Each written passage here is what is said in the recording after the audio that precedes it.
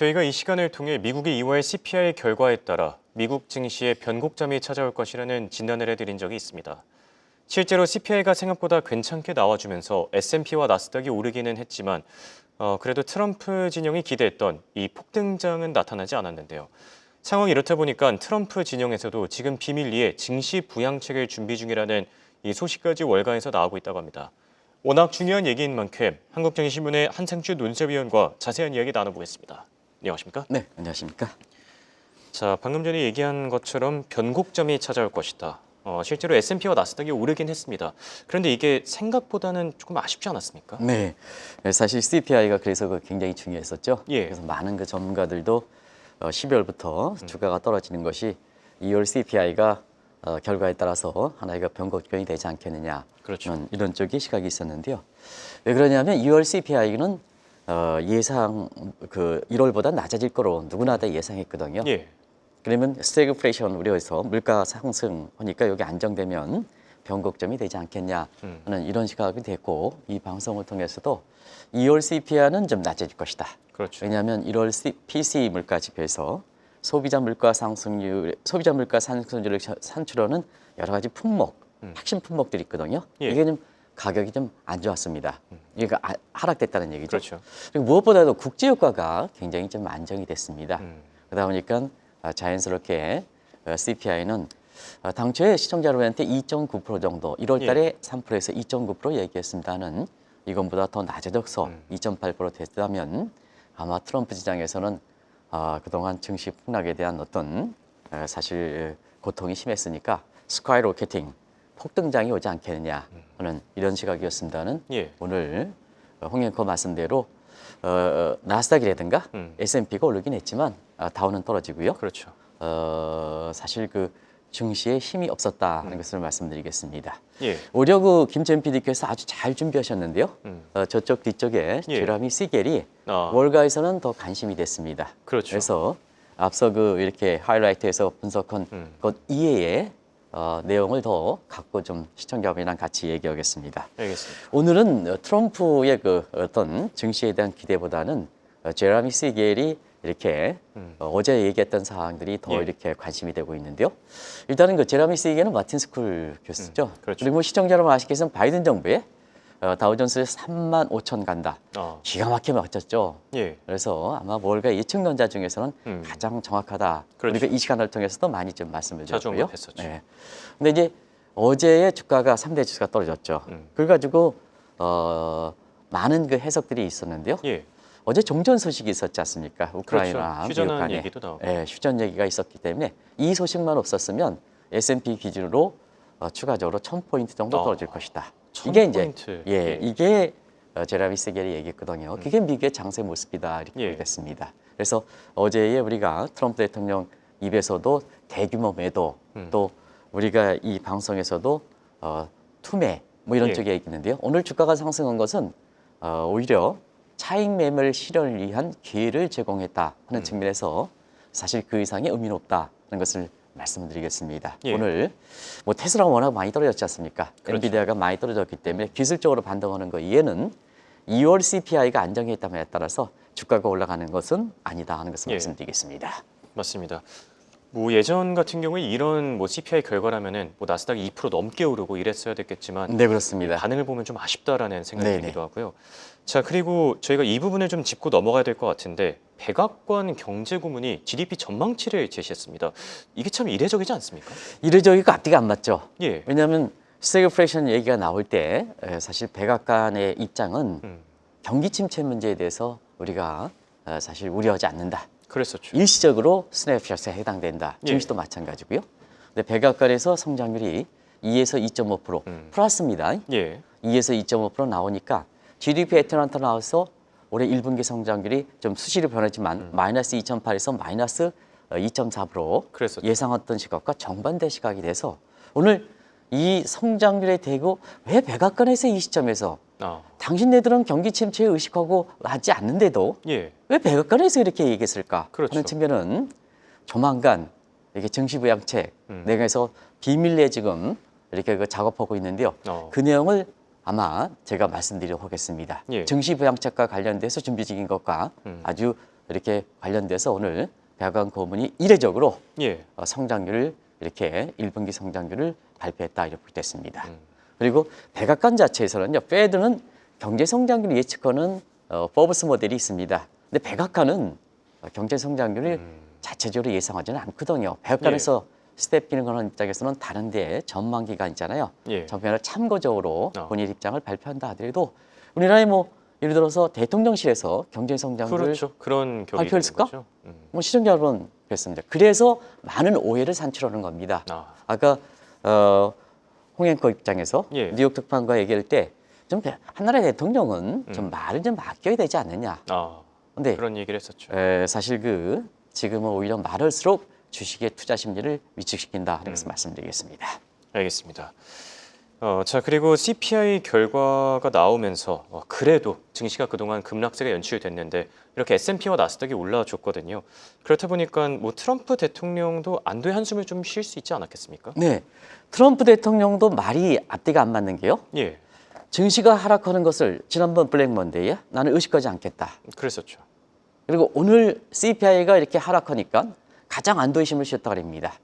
그러면 실제로 블랙 먼데이에 이 트럼프의 행동은 사실 증시에 대해서 떨어지는 것을 의미하자 신경 쓰지 않았을까 하는 것을 제가 말씀을 드리겠습니다. 뒤늦게 알려지지만 블랙 먼데이 이틀 전이죠. 주가 움직임에 신경 쓰지 않겠다 하는데 본인의 행동은 그날 폐장하고 예, 2시간 만에 소셜 네트워크를 통해서 107건을 무려 쐈습니다. 증시에 대해서.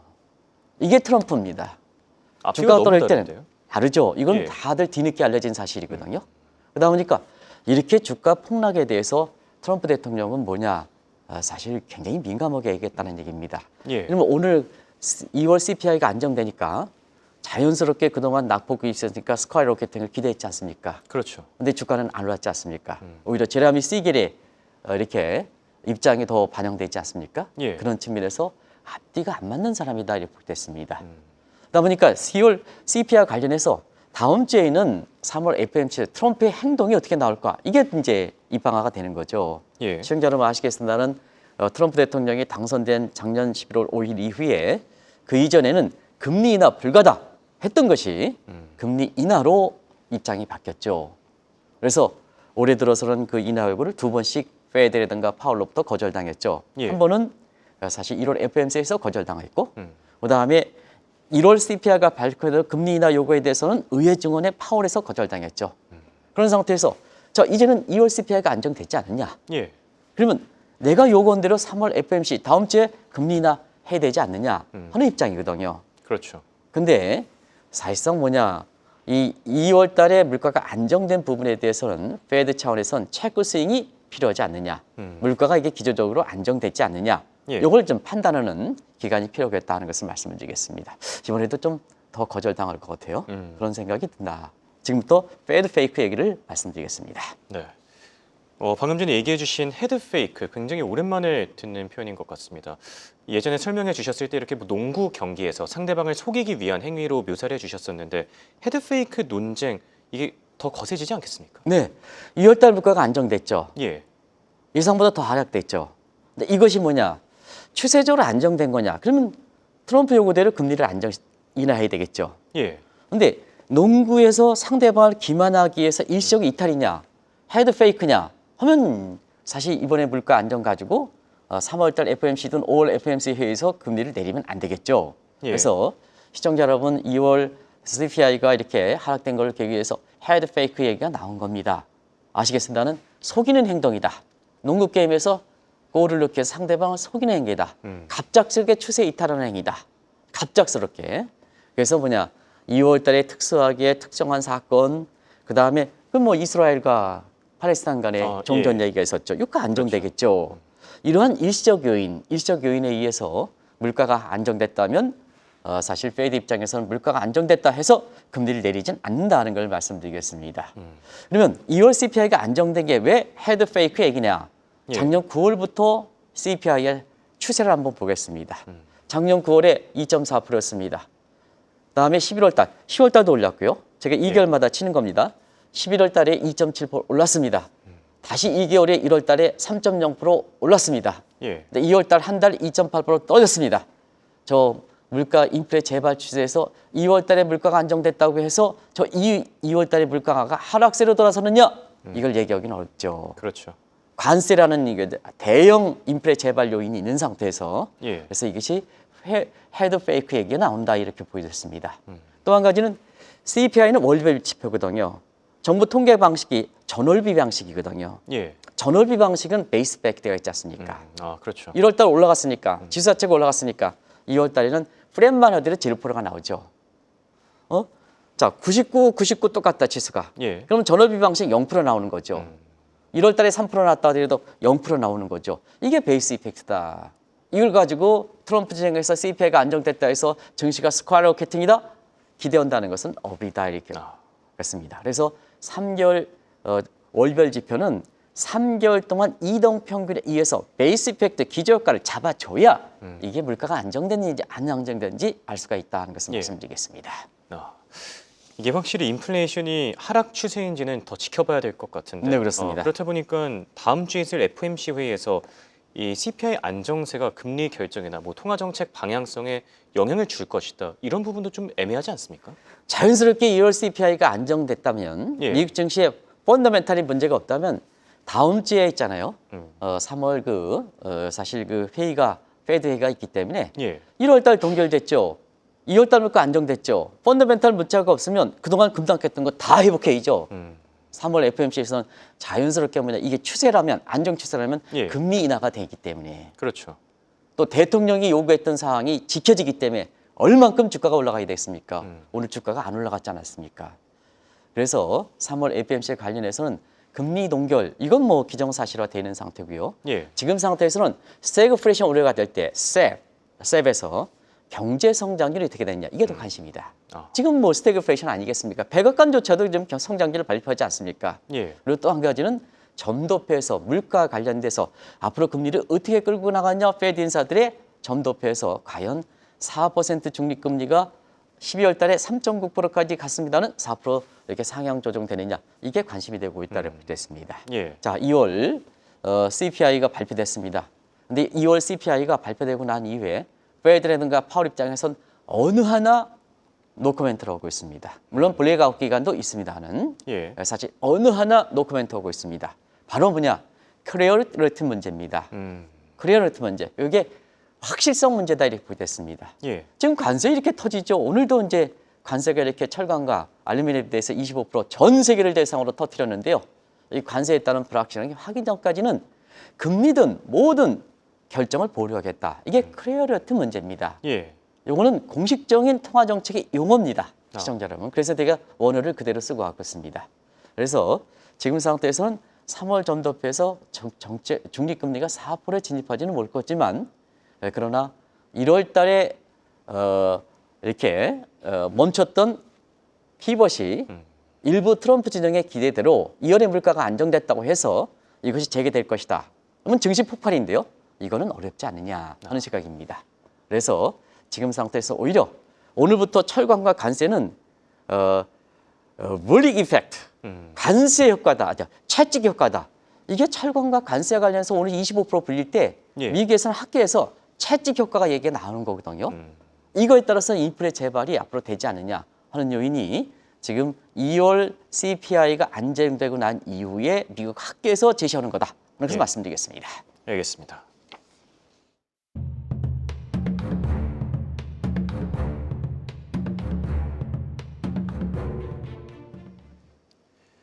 자, 트럼프의 관세 정책에 따른 이 채찍 효과가 계속해서 언급되고 있습니다. 부llwhip 이펙트, 이 부분 조금 더 자세하게 설명해 주시죠. 네, 여기 이제 화제 인물 아까 김채연 PD께서 오늘 잘 지적했습니다. 제라미 시겔.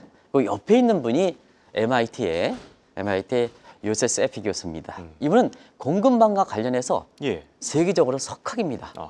그럼 이걸 이해하기에서는 상당히 좀 어렵기 때문에 그냥 그렇게 하겠습니다. 자, 소매업체에서 예. 재고량이 증가할 때는 공급망이 부족할 때는 거기 일단 유통업체에서부터 예. 재고가 증가해야 되겠죠. 근데 유통이 증가하면 생산업체인 제조업체부터 또 이렇게 증가해죠. 근데 그 단계별로 공급망이 부족하면 어떻습니까? 소비자 가격은 그만큼 자기가 요구하는 소비자를 상품을 구입하지 않기 때문에 가격을 막 집어넣어야 되겠죠. 예. 욕망이 있으니까. 근데 하나는 자원의식성이 더 되니까 예. 이거에서 물가가 폭등하는 현상이다. 그래서 코로나 때 공급망 차질일 때 MIT 요세프 교수가 이 보리 이펙트 채찍 효과로 아마 시청자분도 잘 아실 거로 생각합니다. 예. 자, 그러면 오늘 왜 이 용어가 됐느냐 하는 것을 말씀을 드리겠습니다. 자, 철강과 관세 모든 국가에 때렸습니다. 이건 특정 국가에 때리지 않고 모든 국가에 때렸습니다. 자, 그러면 캐나다라든가 이런 데에서 알루미늄이라든가 철강 공급을 안 한다. 예. 우리나라에서 사실 포스코에서 철강 공급을 못 한다. 관세 때문에. 그럼 어떠냐? 미국은 소비처입니다. 소비처에서는 사실 가격이 더 뛰게 되는 부메랑 효과, 소위 물 이펙트가 크겠죠. 예. 그럼 미국에서 가격이 뛰면 공급이 제대로 안 되니까 뛰면 뭐냐? 미국의 소비자들이라든가 이거 상영하는 생산업자들이 더 어려워지는 거죠. 그래서 아까 제레미 세겔이 그런 얘기를 했습니다. 관세를 때려서 미국으로 들어와라. 미국에서 제조업의 일자리를 10만 개 창출을 해봐라. 예. 근데 주가는 도움되겠느냐? 많은 사람이 기업을 관세 때려서 불려 들어오면 관세를 피하기 위해서 들어와서 미국에서 제조업 일자리를 창출한다. 근데 뭐냐면 제레미 세겔은 어떻습니까? 주가가 20조 달러, 10만 개 창출해서 20조 달러 정도 폭락한다는 얘기 아니겠습니까? 예. 이게 바로 뭐냐? 채찍 효과와 관련되거든요. 관세 부마 효과가 관련하다. 그렇네요. 그런 것을 말씀드리겠습니다. 네. 그래서 오늘 일제히 오늘 영시를 읽기 위해서 철강과 알루미늄에 대해서 관세를 때렸는데요. 미국 학계에서는 물 이펙트라는 채찍 효과라는 이 문제가 되고 이게 인플레 재발효 때문에 오늘 2월 물가가 굉장히 안정된데도 불구하고 예. 주가가 올라가지 못하는 현상, 다우지수는 떨어지고 기술적 반등했던 워낙 낙폭이 컸던 나스닥이 한 200포인트 정도 뭐 그동안 낙폭 생각하면 아무것도 아니죠. 그렇죠. 그런 거 이해에 미국 증시가 힘을 받지 못하는 요인이다. 그런 것을 말씀드리겠습니다. 이게 참 공감이 되는 내용인 것 같습니다. 네. 제조업 일자리를 늘려봤자 뭐하냐? 증시가 폭락하면은 뭐 이게 방법이 없을 텐데. 확실히 이 관세 정책 그리고 이 무역 전쟁이 격화되다 보니까 이런 것 같은데 상황을 좀 자세하게 설명해 주시죠. 네, 오늘 사실 그 홍익교도 방송 전에 예. 2월 물가가 안정됐다 하더라도 주가가 올라가지 못한 것은 사실 관세에 따른 불안도 있었기 때문에 그렇습니다. 앞서 예. 같은 그런 요인과 함께. 그래서 오늘은 실질적으로 보면 트럼프 관세가 처음으로 부각되는 첫날이었습니다. 왜 이런 얘기를 하느냐? 당신 무슨 얘기냐? 지난달 4일에 중국에 대해서 추가 관세하지 않느냐? 이건 특정 국가입니다. 멕시코, 캐나다의 관세도 한 달 유예해서 3월 4일 날 떼려고 했는데 또 한 달 유예했지 않습니까? 근데 예. 오늘 영시를 위해서 철강과 알루미늄의 관세는 모든 국가 예외 없이 부과했습니다. 그래서 트럼프 관세 정책의 첫날이다 이렇게 보겠습니다. 그러다 보니까 뭐냐? 결과적으로 보면 예. 여기 이제 우리가 3월 14일 앞두고 그랬었죠. 셧다운 문제가 나왔죠. 이게 이제 이렇게 나오는 겁니다. 네, 셧다운 그래서 우려가 계속 커지고 있네요. 계속 커지고 예. 있죠. 그래서 지난주에도 이게 3월 14일 공포 문제가 있다는 것도 지적해 주셨었죠. 이게 이제 지금 우리 김채인 PD께서 발빠르게 요새 고생들 많으신데요. 그런데 이렇게 해서 오늘 그 자막을 어떻습니까? 자막이 이제 좀 잘해서 바뀌었죠. 예. 잘해서 이제 자막했다는 아마 시청자의 불편을 이렇게 싹 정리했을 겁니다. 앞으로도 그렇게 될 겁니다. 예. 신속하게 이렇게 시청자분이 지적해주면 발빠르게 이렇게 지적해 나오도록 하겠습니다. 예. 결과적으로 보면 USMCA와 한미 FTA 같은 쿼터의 예외 국가들도 이번에 적용되게 됐습니다. 그렇죠. 그래서 모든 국가 예외 없이 적용된다 하는 측면에서 오늘 트럼프 관세의 첫날이다. 그래서 첫날이다. 역사 첫날이다. 예. 이런 의미를 갖고 있다 이렇게 보겠습니다. 아. 그리고 다음 달에 예고대로 상호 관세, 무역 예. 적자의 상호 관세를 들으면 트럼프 관세 1단계는 마무리된다. 그래서 이거에 따른 불안 요인이 있기 때문에 CPI가 안정되더라도 주가는 힘이 없었다. 그래서 말씀드리겠습니다. 네. 그런데 이번에 이 집권 일기와는 다른 부분들이 있습니다. 지금 상대국들도 굉장히 날선 반응을 보이고 있고 뭐 보복 관세를 예고하고 있는 국가들도 있는데 어떻게 해야 되겠습니까? 이게? 네, 트럼프는 말에 의해서 관세를 때리고 예. 그때그때 자기 흐름에 따라서 때리기 때문에 엉성하다. 음. 근데 EU라든가 중국이라든가 이런 국가에 대응하는 거 보면 예. 굉장히 주도 매물이다. 이런 평가가 나온다 이렇게 보겠습니다. 왜 그럴까? 지금 EU에 대해서 보복 관세에 대해서 얘기하고 있는데요. 트럼프와 공화당이 갖고 있는 민간 품목에 대해서 여기에 대해서 보복 관세를 때리고 있습니다. 이게 집권 일기와 다른 점이다. 예. 그러면 역으로 트럼프와 공화당 입장에서는 이렇게 역공을 당하는 거죠. 핵심 품목, 미국에서 가장 제조업에서 가장 민감 품목에 대해서 보복 관세를 때리니까 결과적으로 뭐냐 중간선과 별수가 될 수 있다. 별수가 될 수 있다. 예. 그리고 또 한 가지는 관세 무력화를 하기 위해서 중국이라든가 이런 게 자국 통화 약세를 한다. 그래서 이것을 하기 위해서 일본이라든가 이런 데 달러 패구제를 이렇게 미국에서 트럼프 진영에서 이렇게 추구하고 있다 하는 것을 말씀드린데요. 결과적으로 보면 예. 중국과 EU의 중간 선거에 영향을 줄 수 있는 트럼프와 공화당이 아킬레스건을 때리면 결국 관세 전쟁, 환율 전쟁으로 간다는 얘기입니다. 그런 측면에서 앞으로 더 주목하실 필요가 있다는 것을 말씀드리겠습니다. 알겠습니다. 자, 결론을 맺어보도록 하겠습니다. 지금 이렇게 관세 전쟁과 환율 전쟁까지 본격화된다고 하면은 증시가 추가 하락할 여지가 많아 보이거든요. 그렇기 때문에 지금 트럼프 진영에서 비밀리에 준비 중인 부양책이 있다고 하는데 이건 어떤 내용이죠? 네, 오늘 제레미 스겔에서도 그렇지 않습니까? 앞으로 추가적으로 하락이 된다. 예. 아까 이제 김천 PD께서 예. 이렇게 했던 하이라이트 심지어 방송에서 표현도 그렇지 않습니까? 절대적으로 높다. 절대적으로 그렇지 예, 않습니까? 그렇게 얘기를 절대적으로. 월가에서는 가장 예측이 정확했던 예, 또 강세론자라는 것은 다들 아실 겁니다. 그렇죠. 그러다 보니까 뭐냐 트럼프 입장에서도 그 블랙 먼데이 때 폐장 후 2시간 만에 107건의 증시와 관련돼서 때리셨습니까? 좀 이렇게 예. 남이나라 대통령에 대해서 그렇습니다는 어떻게 2시간 만에 107건을 때립니까? 얼마나 1분에 한 번씩 바빴습니까? 때립니까? 예. 이게 본인이 불안한 거죠. 그리고 경제 성장률 어떻게 백악관에서 이례적으로 2에서 2.5% 발표합니까? 이것도 불안한 거죠. 그러니까 불안한 증시라든가 이런 측면에서 놀라지 마시기 바랍니다. 트럼프와 머스크와 그리고 러트닉, 이건 상부장관입니다. 그렇죠. 성장률 추계의 주무부서입니다. 이 세 사람들이 증시 폭락에 대해서 고민하고 있는데요. 예. 자, 고민하는 방안을 하겠습니다. 우리가 보면 사이먼 쿠츠누치 방식의 Y는 성장률은 민간 소비 플러스 I는 투자, 그다음에 G는 정부 지출, X-마이너스 순수출입니다. 예. 이게 G 부분을 정부 지출 부분을 빼자는 얘기입니다. 정부 항목을 빼자는 얘기입니다. 그러면 시청자 여러분 아시겠습니다는 지금은 재정 적자 때문에 성장률을 갈아먹지 않습니까? 저걸 빼자는 얘기입니다. 빼자는 얘기입니다. 그러면 뭐냐? 예를 들어서 예. 지금 그 정부 부분의 항목에서 성장률을 최대 2%포인트 정도 갈아먹거든요. 그럼 예를 들어서 성장률 3%다. 예. 그러면 2%포인트 지위 항목을 뺀다. 그럼 2% 추가했겠죠? 성장률 5%죠. 이렇게 되는 거거든요. 예. 근데 문제는 그렇습니다. 시청자 여러분, 이런 구상을 트럼프와 머스크와 그 러트닉이 구상하는 겁니다. 예. 근데 문제는 성장률은 사이먼 쿠츠네스가 해서 20세기에 발명한 최고의 발명품입니다. 지금 그러면 두 가지만 말씀드리겠습니다. 이건 이제 한번 제가 예. 방송 시간에 한 1시간 이상 대원 성들한테 얘기할 수 있는 사항인데요. 예. 제가 언제 한번 이 주제 가지고 얘기했습니다.